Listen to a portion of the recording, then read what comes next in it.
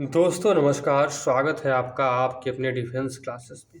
साथियों, navy charge man के exam को लेकर के हम लोग बातचीत करेंगे और मैं आपको बता दूं, सबसे पहले दोस्तों आपने देखा होगा, मैंने आपसे बोला था दोस्तों कि आपके वीडियो वगैरह मैं देता रहूँगा और मैं दोस्तों आपका नोट्स डिज़ाइन कर दिया है।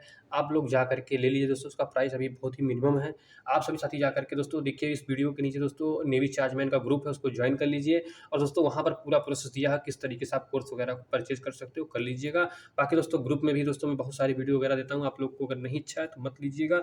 लेकिन दोस्तों आपके बेहतर तैयारी के लिए आपको बहुत अच्छे साबित होंगे दोस्तों। 1200 से ज़्यादा क्वेश्चन उसमें है और दोस्तों प्लस कितनी वीडियो में और कितनी चीज़ें मैं अलग से दे रहा हूँ दोस्तों पेड वालों को, वो पेड वाले आपको जरूर कमेंट करके बताएंगे। ठीक है, चलिए, एक अच्छे कंडक्टर का स्पेसिफिक रेजिस्टेंस किस पर निर्भर करता है दोस्तों, इसको बात करेंगे विशिष्ट तापमान पर। दोस्तों ये देखिए, जो बेसिक इलेक्ट्रिकल के प्रश्न है दोस्तों, जो कि आपके सभी ग्रुप के लिए इंपॉर्टेंट है। आगे आगे दोस्तों जो पेपर वगैरह करवाऊंगा वो बाइलैंग्वेज होगा, हिंदी इंग्लिश दोनों में होगा। आज हिंदी में है तो आप लोग एडजस्ट कर लीजिएगा, बाकी सारी चीज़ें बाइलैंग्वेज होंगी, मैं आपको वादा करता हूँ, चिंता ना करें आप लोग। लोड स्विच ऑफ करने पर सर्किट में स्पार्किंग क्यों होती है दोस्तों? क्योंकि सर्किट में अधिक इंडक्ट है।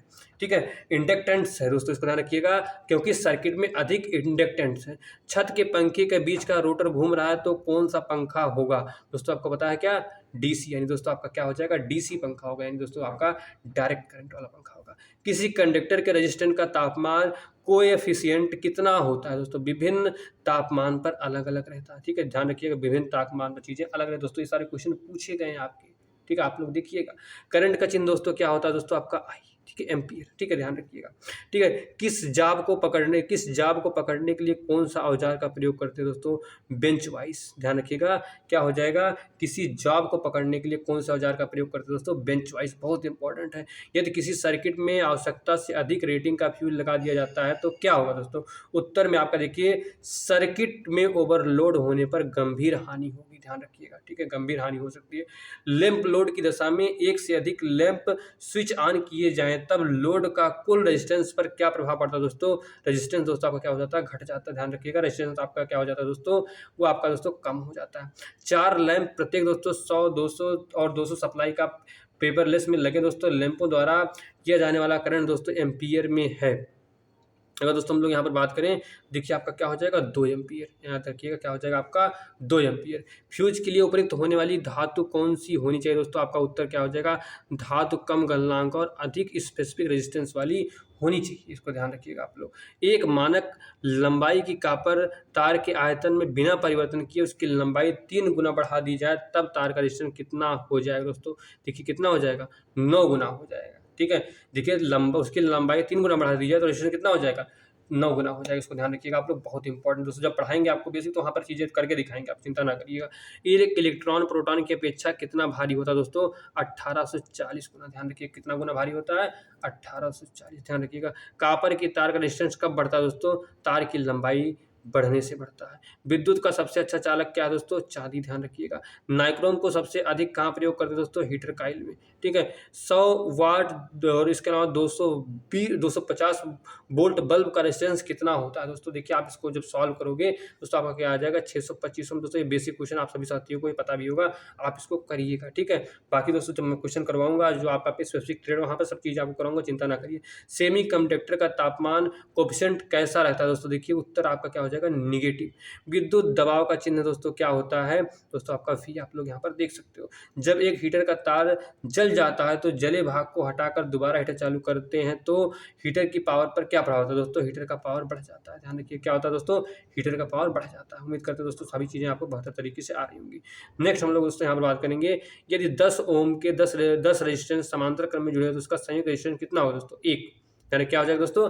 1 ओम होगा। ठीक है, अगला देखें दोस्तों, बात करेंगे, हम घर की वायरिंग में 1000 वोल्ट का हीटर लगाते हैं तब बल्ब का प्रकाश क्यों कम हो जाता है? उत्तर, लाइन में अधिक वोल्टेज ड्रॉप होते तो लैंप और हीटर कम वोल्टेज मिलती है। ध्यान रखिएगा, इस वजह से ऐसा होता है। विद्युत चार्ज की इकाई क्या है दोस्तों? कूलम। ध्यान रखिएगा। ओम के नियम में एक शर्त क्या है दोस्तों? तापमान स्थिर रहना चाहिए। बहुत इंपॉर्टेंट, देखिए एकदम बेसिक क्वेश्चन दोस्तों, लेकिन आपसे घुमा के पूछा है। ओम के नियम में एक शर्त क्या है दोस्तों? क्या? तापमान स्थिर रहता है।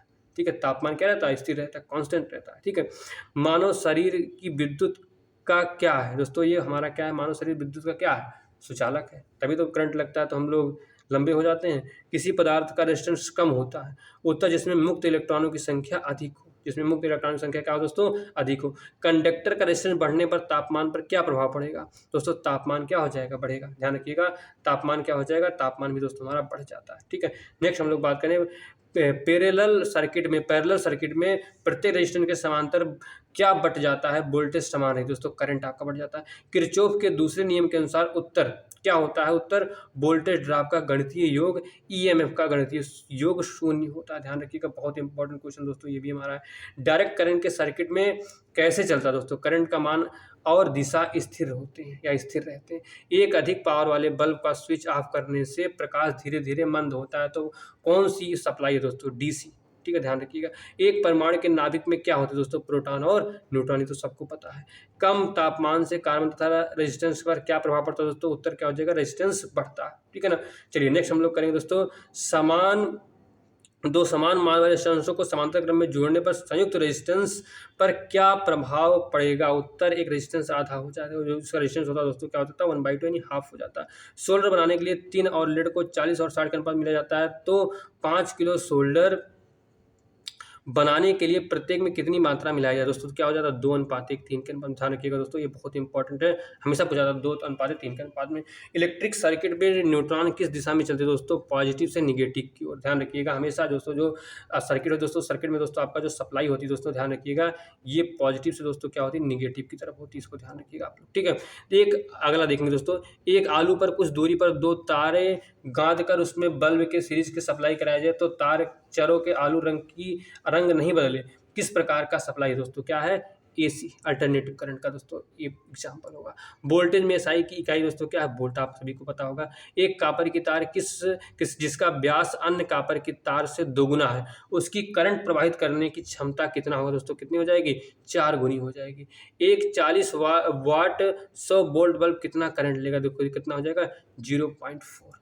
ठीक है, ध्यान रखिएगा 0.4। यदि 3 रेजिस्टेंस सीरीज क्रम में जुड़े हैं तब सर्किट का कुल रेजिस्टेंस कितना होगा दोस्तों? आपका देखिए सॉल्व करिएगा, ये आपका दोस्तों हो जाएगा R। ठीक है ना। इस तरीके से दोस्तों आप R1 R2 R3 दोस्तों आपका क्या हो जाएगा? सीरीज में है दोस्तों, R = R1 + R2 + R3, ये आपका सीरीज का फॉर्मूला होता है, बस और कुछ नहीं करना। समान पोलैरिटी का प्रभाव कैसा होता है दोस्तों? एक दूसरे को दूर ढकेलते हैं। समान पोलैरिटी अगर दोस्तों प्लस प्लस एक साथ ले आएंगे, दूर ढकेल देगा। माइनस माइनस दोस्तों एक साथ ले आएंगे, दूर ढकेल देगा। लेकिन प्लस माइनस ले आएंगे दोस्तों, अट्रैक्ट कर लेगा। ठीक है, समय आपको पता भी होगा। ठीक है, नेक्स्ट बात करेंगे हम लोग, धातु में ड्रिल करने से पहले गाइड होल करने के लिए किस औजार का प्रयोग करते हैं दोस्तों? आपका क्या हो जाएगा? Centre punch. छत के पंखे का बाहरी आवरण घूमता है, तो पंखा कौन सा दोस्तों? एसी। ठीक है, ध्यान रखिएगा, इंपॉर्टेंट है आप लोगों के लिए। नेक्स्ट बात करेंगे दोस्तों, 100 वाट और 40 वाट के बल्बों की समान वोल्टता रिंग 40 वाट बल्ब का रेजिस्टेंस पर क्या प्रभाव पड़ेगा दोस्तों? 40 वाट बल्ब का रेजिस्टेंस बढ़ेगा। ठीक है, जब कॉपर का आयरन जंक्शन थर्मोकपल को गर्म किया जाता है, तब ठंडे सिरे के इलेक्ट्रॉन को किस ओर जाते हैं? कॉपर से आयरन की तरफ दोस्तों, कॉपर से आयरन। रेजिस्टेंस का विलोम क्या दोस्तों? कंडक्टेंट। यानी कि कंडक्टेंट। ठीक है, 2 बल्ब 100 वाट और 220 वोल्ट के रेटिंग सीरीज में 230 वोल्ट सप्लाई से जोड़े गए हैं, इनकी खपत क्या होगी दोस्तों? 50 वोल्ट। ध्यान रखिएगा। वायरिंग का माप लेने के लिए कौन सा औजार प्रयोग किया जाता है दोस्तों? नापने का फीता। ध्यान रखिएगा, बहुत इंपॉर्टेंट है। सीरीज की सर्किट में ध्यान रखिएगा, सीरीज की सर्किट में प्रत्येक रेजिस्टेंस समांतर क्रम में क्या बढ़ जाता है दोस्तों? करंट समान रहती है, वोल्टेज दोस्तों। कंडक्टेंस की रेजिस्टिविटी कम बढ़ती है जब तापमान बहुत ही कम बढ़ता है।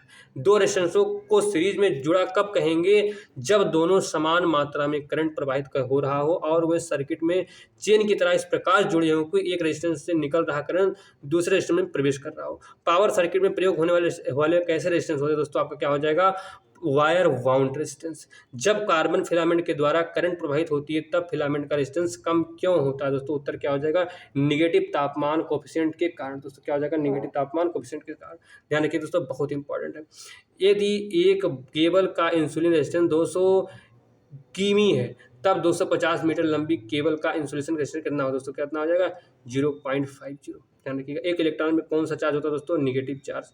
एम्पियर को मापने की इकाई क्या है दोस्तों? करंट। एम्पियर किसकी मापने क्या? एम्पियर क्या मापने की इकाई दोस्तों क्या हो जाएगा? करंट। ध्यान रखिएगा दोस्तों, बहुत इंपॉर्टेंट है।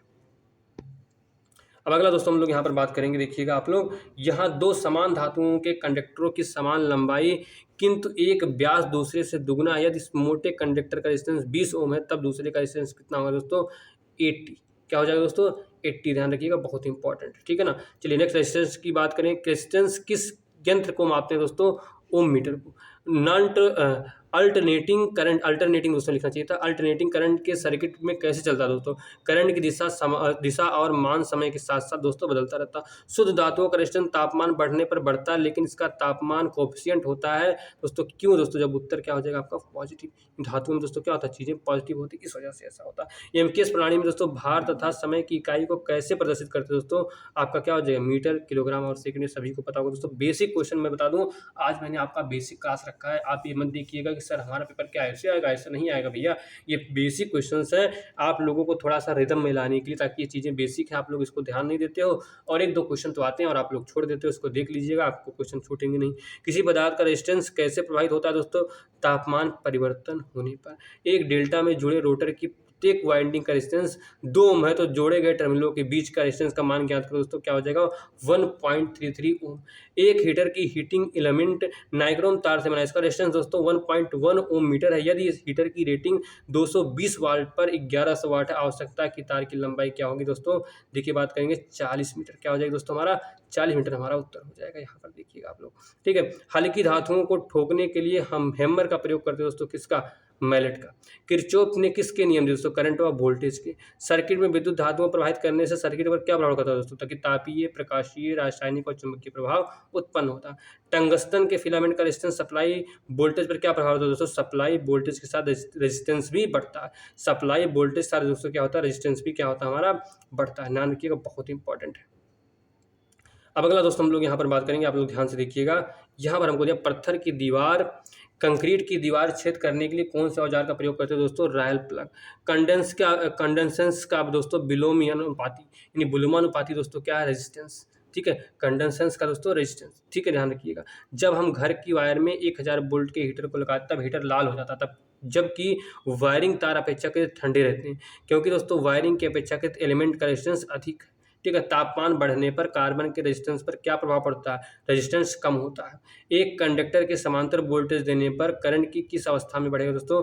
कंडक्टर के क्रॉस सेक्शन क्षेत्र बढ़ने पर दोस्तों। कंडक्टर के क्या होते हैं? क्रॉस सेक्शन क्षेत्र बढ़ने पर। पानी की बाल्टी में बिजली के 2 तार डालने पर दोनों तारों के पास बुलबुले बने तो कौन सी सप्लाई दोस्तों? क्या हो जाएगा? डीसी।